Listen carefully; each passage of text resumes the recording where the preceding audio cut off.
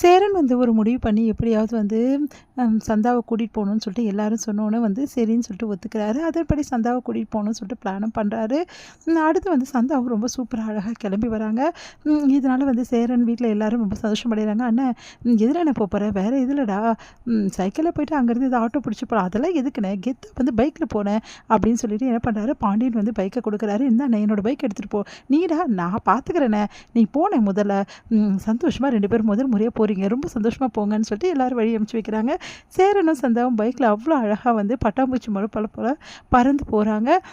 அவ்வளோ அழகாக வந்து 2 பேரும் சந்தோஷமாக வந்து காதல் பறவைகளாக பறந்துட்டு இருக்கும்போது அழகாக வந்து 2 பேருமே வந்து என்ன பண்ணுறாங்க, பீச்சுக்கு வராங்க. அங்கே வந்து சந்தா வந்து அப்படியே சேரனோட வந்து கை கோர்த்து நடந்து வராங்க. சேரனுக்கு அவ்வளோ சந்தோஷமாக இருக்குது. அடுத்து வந்து பீச்சில் வந்து சந்தா வந்து அவரோட மேலே வந்து என்ன பண்ணுறாங்க, தண்ணியை போடுறாங்க. அவரும் தண்ணியை தெளிக்கிறாங்க. 2 பேரும் ஜாலியாக விளையாடுறாங்க.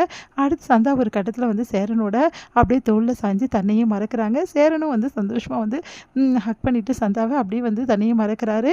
இந்த சூழ்நிலை அங்கே சில ரவுடிஸ் எல்லாம் வராங்க. அங்கே பாடுறா காதல் பறவைகளை எப்படி இருக்காங்கன்னு சொல்லிட்டு வாங்கடா யாருன்னு போய் பார்ப்போம் அப்படின்னு சொல்லிட்டு போகிறாங்க. பார்த்தா சந்தா அழகாக இருக்கிறது, பொண்ணு என்னடா லட்டு மாதிரி இவ்வளோ அழகாக இருக்கா, டே நீ நகர்றா நாங்கள் பார்த்துக்குறோம் அப்படின்னு சொல்லிட்டு கிட்ட வர பார்க்குறாரு. சந்தா கிட்ட சந்தா ரொம்ப பயந்து போகிறாங்க. பயப்படாத சந்தா அப்படின்னு சொல்லிட்டு சேரன் அவங்க கூட ஃபைட் பண்ணுறாரு. சூப்பராக ஃபைட் பண்ணி அவங்களெல்லாம் விரட்டி அடிக்கிறாரு. அடுத்து வந்து ரொம்ப பயந்து போகிற சந்தா வந்து அப்படியே ஹக் பண்ணிக்கிறாங்க சேரனும் அப்படியே ஹக் பண்ணிக்கிறாரு. சந்தா ஒன்றும் இல்லை சந்தா பயப்படாத அப்படி நான் இருக்கேன்ல அப்படின்னோடனே அப்படியே அழறாங்க. சரி சரி டைம் ஆகிடுச்சு நம்ம வீட்டுக்கு போகலாம் அப்படின்னு சொல்லிட்டு சந்தாவும் சேரனும் வீட்டுக்கு வராங்க. சந்தா வந்து அவங்க வீட்டில் விட்டுட்டு சேரன் மட்டும் வீட்டுக்கு வராரு.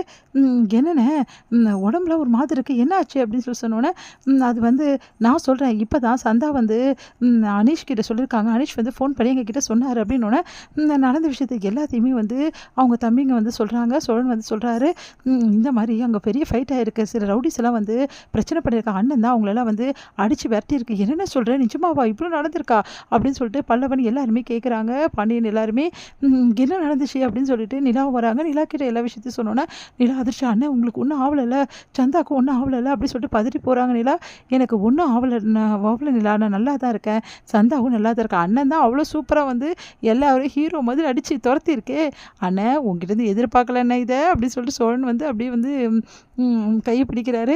டேய் விடுங்கடா, அண்ணனை பற்றி என்ன நினைக்கிறேன், அண்ணன் பார்க்குறது தான் சாதுவாக இருக்கணும், ஏதாவது ஒரு பிரச்சனை நம்மளுக்குன்னா அண்ணன் பொங்கி எழுந்துரும், அதுவும் அன்னைக்கு ஒன்றுனா சும்மா இருக்குமா அப்படின்னு சொல்லிட்டு பாண்டியன் வந்து சொல்கிறாரு. உடனே பல்லவன் வந்து அண்ணன் உனக்கு எதுவும் ஆகலைடா, நான் நல்லா இருக்கேண்ணா, எனக்கு எந்த பிரச்சனையும் இல்லைடா அப்படின்னு சொல்கிறாங்க. உடனே நிலா வந்து எப்படிண்ணே நீங்கள் இவ்வளோ சாஃப்டான கேரக்டர் நீங்கள் போய் ரவுடிஸ் கிட்ட அப்படின்னோடனே அண்ணனை பற்றி உங்களுக்கு தெரியாதுல்ல நீ, அண்ணன் அப்படி தான் பார்க்கும்போது தான் சாதுவாக இருக்கும், எங்களுக்கு ஒன்றுனா தாங்கவே தாங்காது, யாராக இருந்தாலும் செம்மையாக வந்து ஃபைட் பண்ணும், நிஜமாக சொல்கிறீங்க, அப்போது சேரனனை பற்றி நிறைய விஷயங்கள் எனக்கு தெரியாது போட்டிருக்கே, ஏன் கேட்குறீங்க, சின்ன வயசில் என்னை ஒருத்தன் அடிச்சிட்டான்னு சொல்லிட்டு அவன்கிட்ட எப்படி சண்டை போட்டு அவனை அடிச்சு தெரியுமா அண்ணன், அப்படியா சேரனண்ணாவா, ஐயோ அண்ணனை பற்றி நிறைய விஷயங்கள் எனக்கு தெரியாமல் இருக்கே அப்படின்னு சொல்லிட்டு நிலா ஆச்சரியப்படுறாங்க.